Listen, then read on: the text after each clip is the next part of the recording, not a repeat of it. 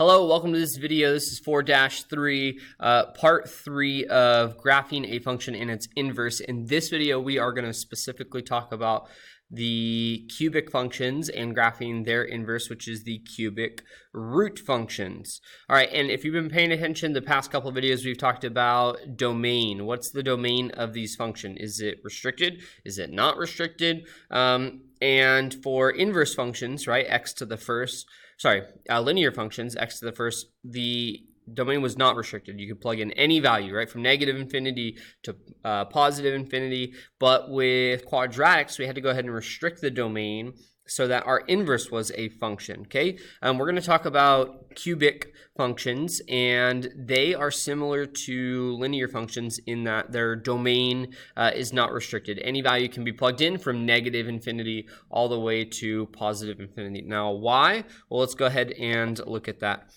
All right, so in this, this concept here, it says the inverse of a cubic function, f of x equals x cubed, is the cube root function, f inverse of x equals the cubic root of x.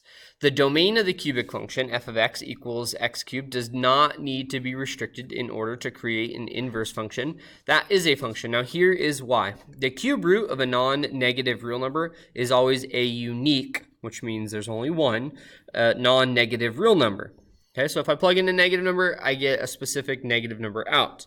The cube root of a negative real number is always a unique negative real number. Sorry, I flipped that. So that's a negative number. If I plug in a negative number, I get a specific negative number out. If I plug in a positive number, I get a specific positive number out.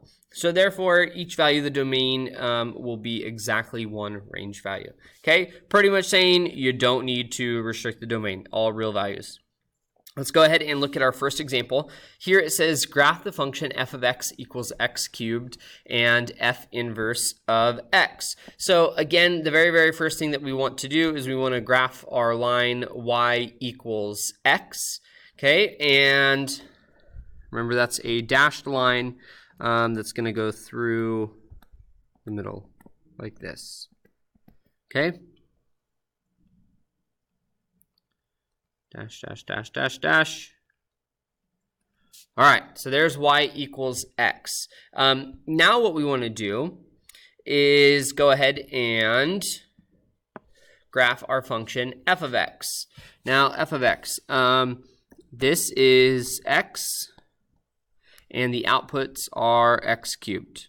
This is f of x. Now, if you remember back from Accelerated Math 2, you should know the cubic function, x to the power of 3. It kind of looks like a squiggly line, okay? And I'll just refresh your memory. The domain values that we pick are very specific because if I multiply a number times itself 3 times, it's going to grow really largely, right? So the middle value that we tend to pick is always 0.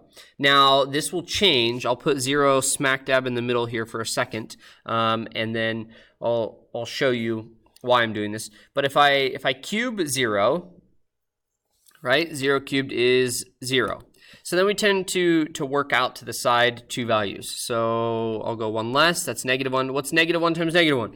+1. Now times -1, -1. So I get this value.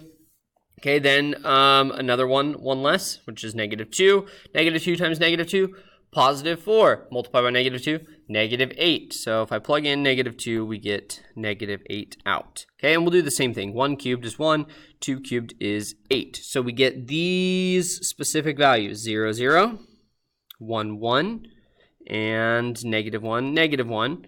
Okay, -2, -8. And +2, +8. Okay, so it looks something like this. Okay, and I put arrows on the end because, again, our domain is not restricted, right? I'm going out all the way for all x values all the way to infinity and negative infinity. Okay, so now what I want to do is I want to go ahead and plot the inverse of this. So here's x, here is f inverse of x. And again, all we do, how do you find an inverse? You switch x and y, right? It's written on the whiteboard right behind me. Okay, so -8, -2, -1, -1, 0, 0, 1, 1, 8, and 2. And then again, this is the cubic root of x. And we'll look more at these functions in a later unit called the radical unit. Okay, so negative 8, negative 2 is here, negative 1, 0, 0, 1, 1, and 8, 2. And this looks something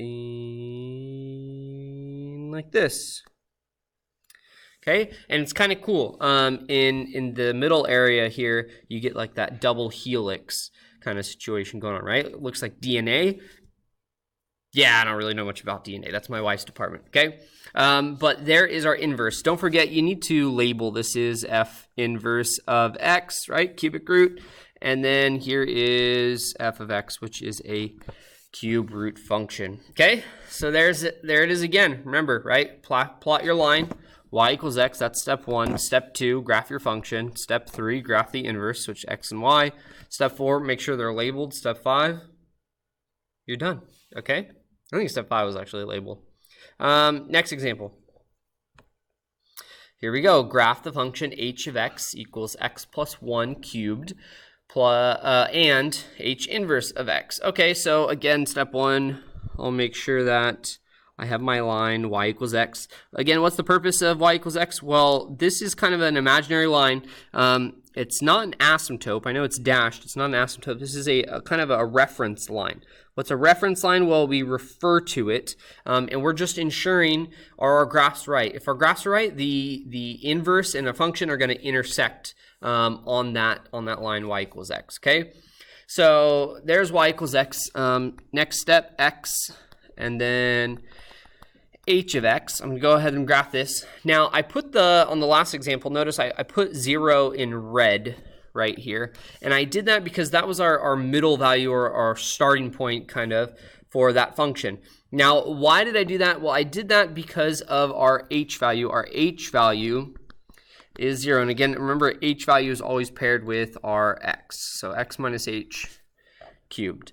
Okay, so if I look at this function, notice that we have an h value that is -1. That means my graph is shifting to the left, -1. Why is this important? Well, I just mentioned our function values grow really, really largely if our x values are big, okay? So I want to pick a value that's going to be able to fit inside our window here, our graphing window. So what I'm going to do is I'm going to pick -1 as our starting value. Okay, now why do I do this? We'll check what the output is. If I plug in -1, what's -1 plus 1? 0. Okay, 0 cubed? 0. All right, so at -1, 0, here is our middle value. And again, I'll pick one value less. That's -2. Okay, and then another value less. That's -3. So -2.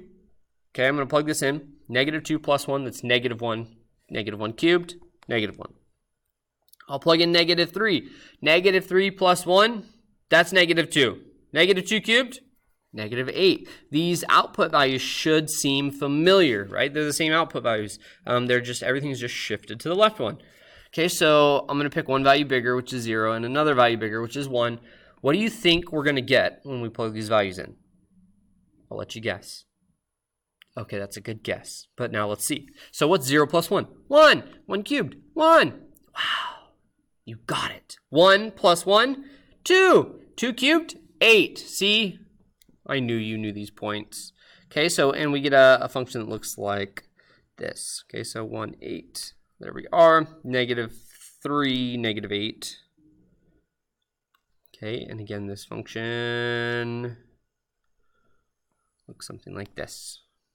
Okay, it's worth noting too, in this area of the graph, don't play connect the dots. Really, you should have a smooth curve through this area, and I want it to look something like this. So you're going to pass through this point, and you're going to curve through this point, and then curl through that point there, okay? I will dock points if you just play connect the dots, if it's a straight line through there. That's not how the function is, okay? Really, so like on this function, you should get this double helix kind of look going if those 3 points are on there, right? So it should look curled. All right, so going back to this one, here's our graph. Now what we have to do, we just have to graph our inverse, okay? And I'll put it in green, so x, h inverse of x. Okay, I'll switch my x and y values.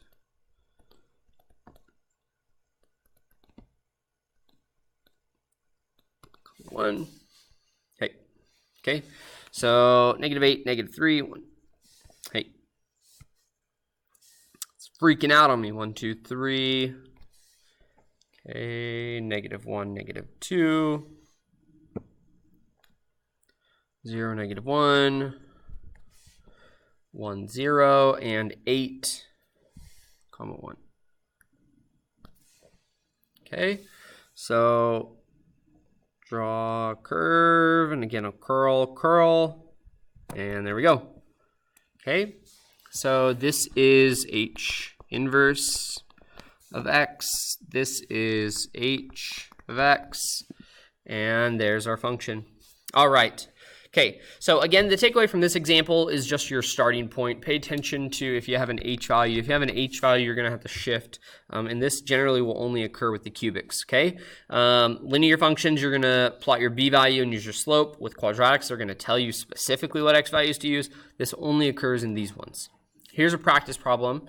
I want you to go ahead, you need to practice this, and pause the video. I'll show you the answers in a second. All right, hopefully you did this one. Here is the solution. All right. Okay, hopefully you learned something in this video. We graphed cubic functions and their inverse cubic root functions. Remember, if our h value is present, we have to shift our graph, and that kind of changes the x values that we plug into our function. All right, catch you next time. Peace.